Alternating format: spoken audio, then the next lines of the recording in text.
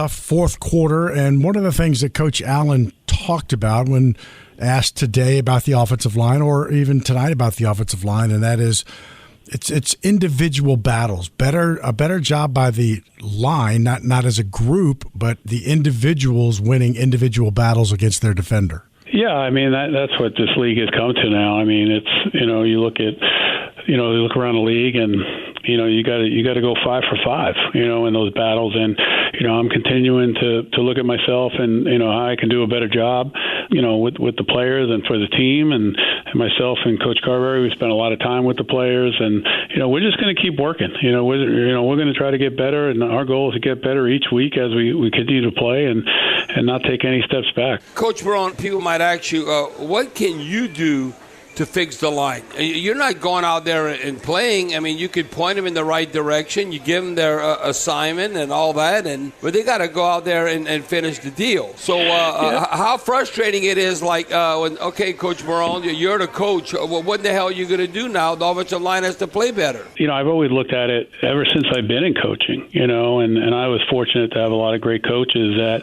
the players are a reflection of what you're doing. And, I take a great amount of responsibility and a great amount of pride, to keep those players developing. We stay afterwards, we meet, we draw up game plans, how we're going to attack people, how we want to be aggressive, every possible thing that I'm, capable of doing from outside of actually going out there and play, I want to do that. And if that player goes out there and he can respond to that type of coaching, then I feel like, hey, listen, I've done my part. If that player doesn't, then I feel like I've let the player down and I've let the team down. So, that's the way I've always looked at it, and that's the way I feel. I don't think that's going to change. So, we're going to continue to work. I mean, the one good thing about this group and this team is that, hey, listen, we're all working to get better. Our D-line has spent a lot of time together with us, trying to get us better, and we're trying to get them better. So, we have a good bunch of guys and working hard, and we just got to continue to keep pushing. Now, Doug, one thing. Listen, I know when we've had success here, this is always look post-Katrina, Sean Payton and Drew Brees and going forward. And you are part of those teams, and that we've had an outstanding offense. We have always been able to run the football. And when I look at it right now, I thought this is going to be one of those games. We're going to run on the Packers. The first two games, they gave up basically 167 yards rushing, which was 30th in the league. But I'm looking at, we had 77 yards, 22 carries, 3.5 yards. Well, what does it take? I know Alvin Kamara's coming back, but what does it take? I'm not talking about a Taysom Hill type run, but a traditional running play. Tony Jones Jr., I want to say it might have been one. I said, now that's a running play. You might see like an 8-yard gash, a 10-yard gash. But looking at Miller, Tony Jones Jr., and Kamara coming back, what it's going to take that, we're running the ball, and now it's going to be 2nd and 6. Yeah, I think you make a great point. I think, that obviously makes our jobs a lot easier when we're able to do that and keep everything, in manageable situations. And I think that's the key for everyone. And, that's where we've got ourselves in trouble, from a protection point of, not being able to keep these downs manageable and, being in the 3rd and 9s and 3rd and 10s where, you're going to have to get these deeper routes in and, instead of 3rd and 4 or less where, hey, now the whole playbook's open to go. So, we've got to do a good job starting out. I think I've got to do a good job of putting the players in position where, they can just go out there and not try to, feel their way or think too much. They can just go out there and play and just come off the football.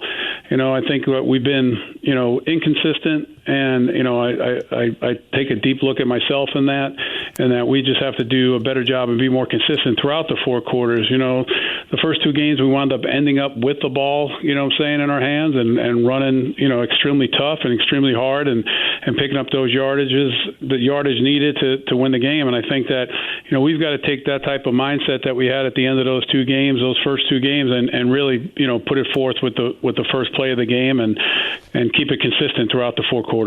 Is there a challenge when you've got Derek back there, then and Taysom taking snaps and Jameis? I mean, it's 3 different. Everybody has their own kind of syncopation, their own kind of way to call plays, their own kind of way to call the snap. What challenges, if any, does that pose? I don't think it's a challenge at all. I think that we've all gone through, with the quarterbacks, with the cadences, each one may be a slightly different. I don't want to say it's drastically different, but we're in tune to that, and we have to be. So, we're ready for that. We feel like we want to put it on our back, and for us to do a good job. I mean, and try to make everyone's job around us, easier. And we have the ability to do that, up front with the 5 linemen, the tight ends, and the running backs, receivers. Everyone has a piece of it. So, whoever's playing back there for us, say, listen, we love him, we're proud of him. He's going to lead us, and we're going to get in there, and we're going to do the best job we can for him, and not only just for the quarterback, but for the whole team, the offense, the defense, and special teams. Looking at 12 sacks in 3 games. Come on, we're on pace to give up 68 sacks. You know that can't happen. Now, I know, listen, I take up for the lineman somewhat because I know the quarterback can't control that. I mean, not all the time if you have a jailbreak, but you have to have that clock in your head. And, Doug, you know why I can say that? I was the least sacked quarterback in the National Football League back-to-back seasons, 91 and 92. So that's why when somebody says I'm giving an opinion about, well, what does it take as far as to help the offensive line, I think I know what the hell I'm talking about. Oh, absolutely. I mean, I've never questioned that. And I think it goes back to a lot of factors. I think, manageable down and distances, we have to do a good job. And at the end of the day, we have to do a better job. I mean, I'm not going to sit here and try to make excuses. I mean, it starts with me. I have to do a better job, and we all have to do a better job. And, we've got to win. We've got to win these matchups. It's 5-on-5, and, we can't afford to lose one. That's the one thing about protection. One person loses, and that's it. They only need one guy to win. We need all 5 to win, and that's what we're striving for. And